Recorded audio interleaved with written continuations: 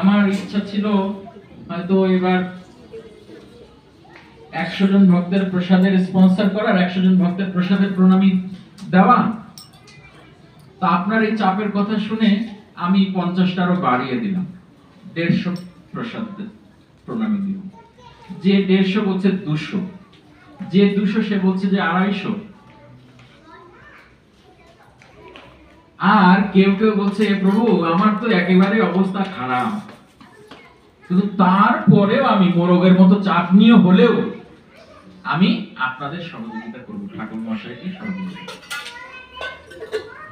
আসলে আমরা এই সময়টা ভক্তদের কাছে আমরা যাই সারা বাংলাদেশে,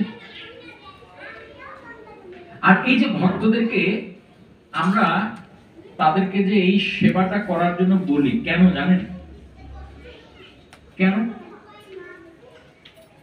কেন আপনি 100 জন ভক্ত, 200 জন ভক্ত, 300 জন, 500 জন, 1000 ভক্তের আপনি সেবার সেখানে ব্যয়ভার কেন বহন